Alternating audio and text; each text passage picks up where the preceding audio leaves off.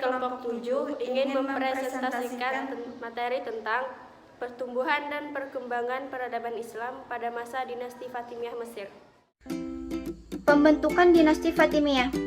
Dinasti Fatimiyah berdiri pada tahun 297 Hijriah atau 910 Masehi dan berakhir pada tahun 560 Hijriah atau 1171 Masehi, yang pada awalnya hanya merupakan sebuah gerakan keagamaan yang berkedudukan di Afrika Utara dan kemudian dipindah ke Mesir.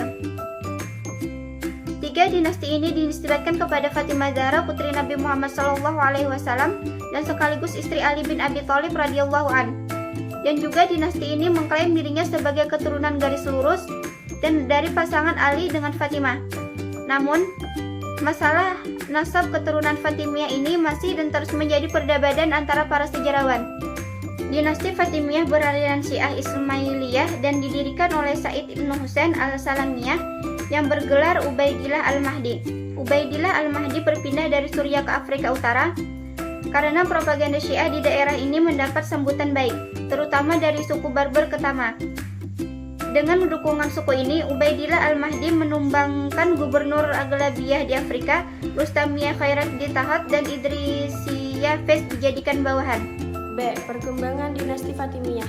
Daulah Fatimiyah memasuki era kejayaan pada masa pemerintahan Abu Tamim Ma'abu Daud yang bergelar Al-Mu'izz, yang berhasil menaklukkan Mesir dan memindahkan pemerintahan ke Mesir.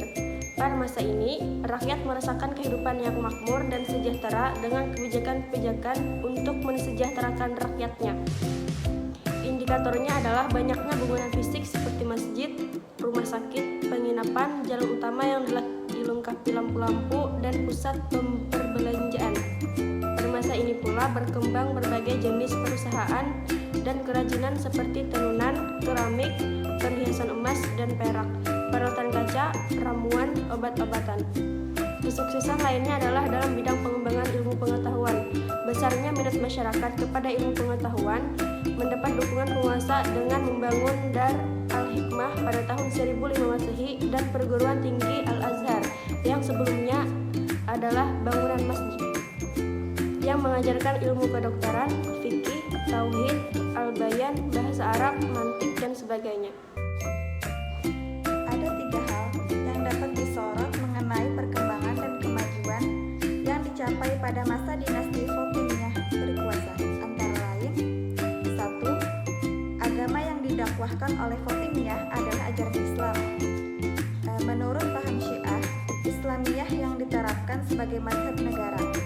Untuk itu, para misionaris Daulah Fatimiyah sangat gencar untuk mengembangkan ajaran tersebut dan meraih hasil yang besar, sehingga masa kekuasaan Daulah Fatimiyah dipandang sebagai era kebangkitan dan kemajuan mazhab Ismailiyah. Yang kedua, manajemen administrasi pemerintahan. Dalam bidang administrasi pemerintahan, tidak banyak perubahan sistem administrasi yang dikembangkan oleh Khalifah Abbasiyah masa dahulu.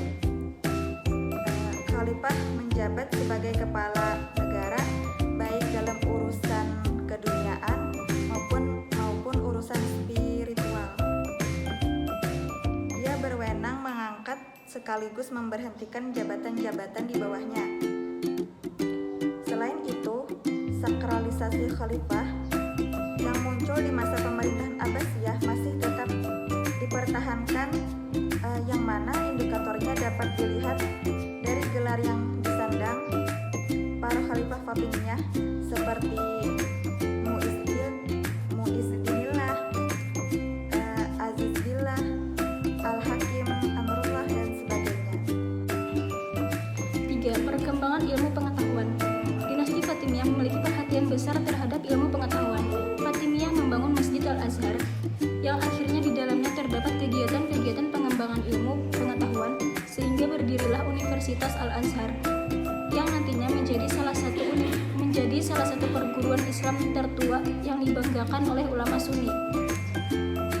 Al-Hakim berhasil mendirikan Dar al-Hikmah, perguruan perguruan Islam yang sejajar dengan lembaga pendidikan Cordova dan Baghdad, perpustakaan Dar al-Ulum digabungkan dengan Dar al-Hikmah yang berisi berbagai ilmu pengetahuan. Beberapa ulama yang muncul pada saat itu adalah: yang pertama, Muhammad At-Tamimi, ahli fisika dan kedokteran; yang kedua, Al-Kindi, ahli sejarah dan filsafat; yang ketiga, An-Nu'man, ahli hukum dan menjabat sebagai hakim; yang keempat, Ali ibnu Yunus, ahli astronomi; dan yang kelima, Ali Al-Hasan ibnu Khaitami, ahli fisika dan optik. C. Pengaruh dinasti Fatimiyah. Pengaruh dinasti Fatimiyah sebenarnya dapat dilihat dari perkembangan dinasti itu sendiri dalam ruang sejarah Islam. Namun ada pula gambaran sederhana yang menunjukkan pengaruh tersebut. Misalnya, sepanjang kekuasaan Abu Masyhur Nizam al-Aziz 975 sampai 996 Masehi, kerajaan Mesir senantiasa diliputi kedamaian. Ia adalah Khalifah Fatimiyah yang kelima dan Khalifah pertama yang memulai pemerintahan di Mesir. Di bawah kekuasaannya, dinasti Fatimiyah memiliki pengaruh yang besar, berjaya. Nama sang Khalifah selalu disebut-sebut dalam khutbah-khutbah Jumat di sepanjang wilayah kekuasaan yang terbentang dari Atlantik sampai Laut Merah. Juga di masjid-masjid Yaman, Mekah, Damaskus, bahkan di Mosul. Kalau dihitung-hitung, kekuasaannya meliputi wilayah yang sangat luas.